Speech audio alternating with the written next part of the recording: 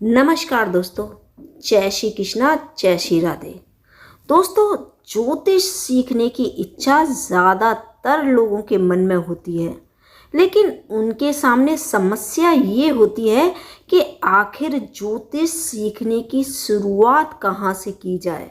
कुछ लोग हैं जिज्ञासु जो सीखना चाहते हैं, मेहनत करके किसी ज्योतिषी को पढ़ाने के लिए राजी तो कर लेते हैं, लेकिन गुरुजी कुछ इस तरीके से ज्योतिष पढ़ाते हैं कि वो जो इच्छा रखने वाले होते हैं ज्योतिष सीखने की, वो सीखने की बजाय भाग खड़े होते हैं। बहुत से तो पढ़ाने वाले ज्योतिष शुरुआत से ही कुंडली निर्माण की बात करते हैं। ज़्यादातर जो लोग होते हैं कुंडली निर्माण के गणित से ही घबरा जाते हैं। वहीं बचे कुचे जो लोग होते हैं वो भाव भावेश जैसे मुश्किल शब्द सुनकर भाग खड़े होते हैं। अगर कुछ छोटी छोटी बातों पर गौर किया जाए तो आसानी से ज्योतिष की गहराइयों में उतरा जा सकता है। ज्योतिष सीखने की जो इच्छा रखने वाले होते हैं, नए स्टूडेंट होते हैं, उनको कुछ बातों का ध्यान रखना चाहिए। जैसे कि अगर आप शुरुआत करते हैं तो थोड़ा थोड़ा करें, थोड़ा थोड़ा पढ़ें। एकदम आपके समझ में नहीं आएगा।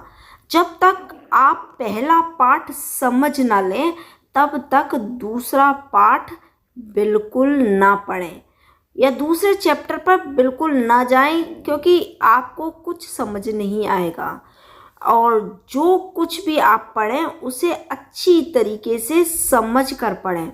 जब आप किसी एक के द्वारा सिखाई गई चीज़ को पढ़ते हैं तो उसी को पढ़ें। जैसे आप हमारे जो इस वीडियो को देख रहे हैं भाई बहन और उससे ज्योतिष सीखने की इच्छा रखते हैं, तो आप हमारी पूरी सीरीज को देखें, क्योंकि अगर आप कहीं और जाएंगे तो हो सकता है कि उनके पढ़ाने का तरीका दूसरा हो, जो कि आपको समझ में ना आए। और आप शुरुआत में ही जब किसी को ज़्यादा समझ नहीं आता तो वो ज़्यादा चीज़ों को दिमागी तौर पर एक्सेप्ट नहीं कर पाता, समझ नहीं पाता।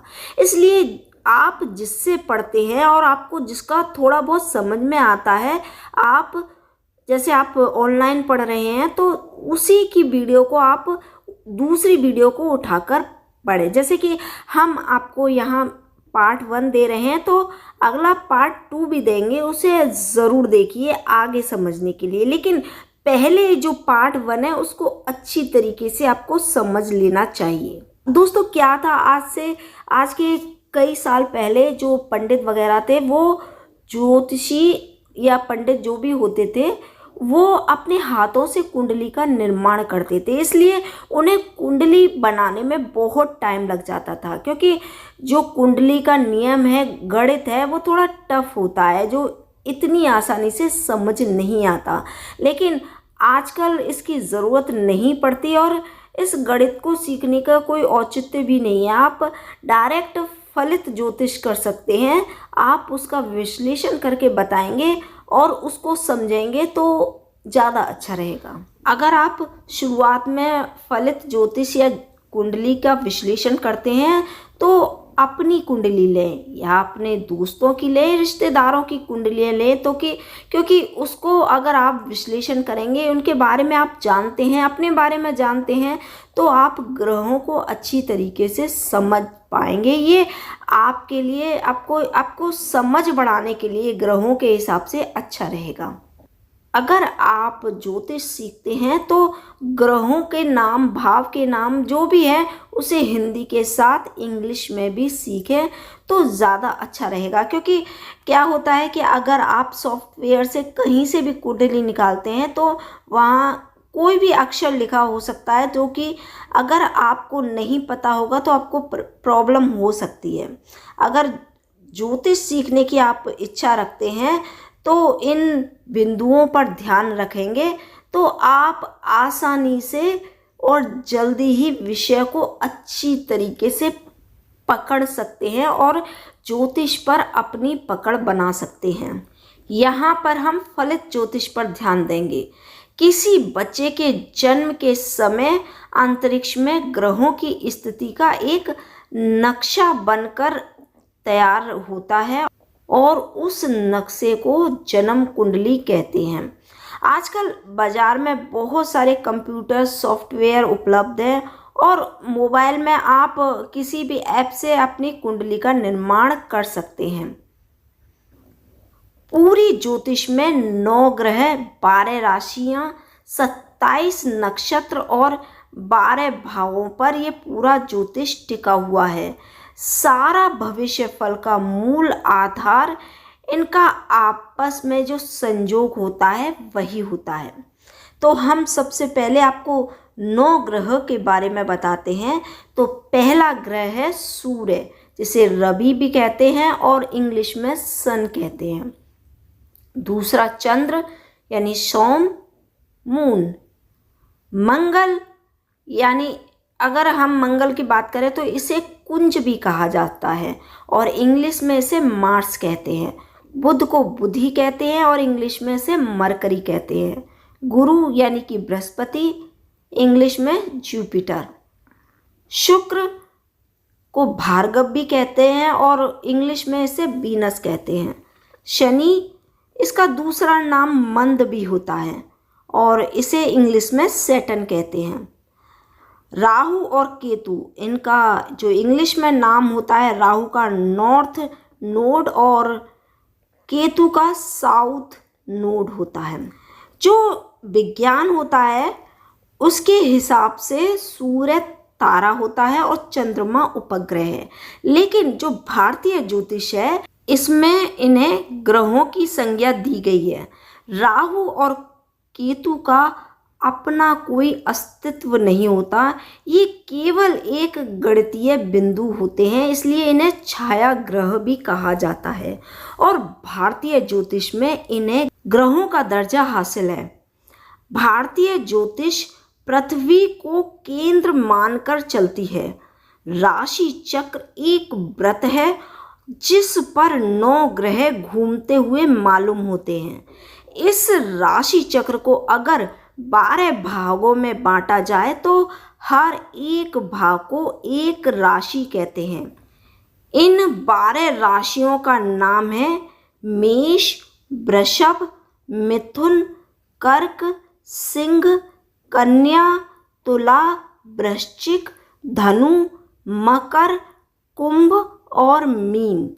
इस तरीके से जब राशि चक्र को 27 भागों में बांटा जाता है तो हर एक भाग को नक्षत्र कहते हैं। हम नक्षत्र की चर्चा आने वाली वीडियो में बाद में करेंगे। अगर एक गोला एक वृत्त होता है तो वो 360 डिग्री का होता है, 360 कलाओं का होता है। इसलिए एक राशि जो कि राशि चक्र का 12वां भाग होता है 30 कलाओं की 30 डिग्री की हुई। फिलहाल ज़्यादा गणित में जाने की बजाय बस हम इतना ही जान लेते हैं कि हर राशि 30 डिग्री यानी कि 30 कलाओं की होती है। हर राशि का मालिक एक ग्रह होता है जो कि इस प्रकार है।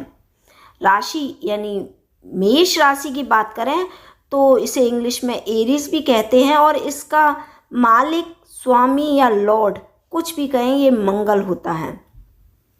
वृषभ यानी टॉरस राशि का जो स्वामी ग्रह होता है वो शुक्र यानी वीनस होता है। मिथुन जेमिनी राशि का जो स्वामी ग्रह है वो बुध यानी मरकरी है। कर्क जिसे इंग्लिश में कैंसर कहते हैं, इसका स्वामी लॉर्ड चंद्रमा होता है। सिंह राशि यानी कि लियो राशि का सूर्य लॉर्ड होता है। कन्या राशि वर्गो जिसे इंग्लिश में कहा जाता है, उसका स्वामी ग्रह बुध होता है। तुला यानी लिब्रा का जो स्वामी होता है वो वापस में शुक्र ही होता है। सूर्य चंद्र को अगर छोड़ दिया जाए तो हर ग्रहों के पास 2-2 राशियां होती हैं। तो इस हिसाब से मंगल के जो राशि है वो मेष है, इसके साथ ही इसकी दूसरी राशि वृश्चिक यानी स्कॉर्पियो होती है। ये मंगल की 2 राशियां हो गई, मेष और वृश्चिक।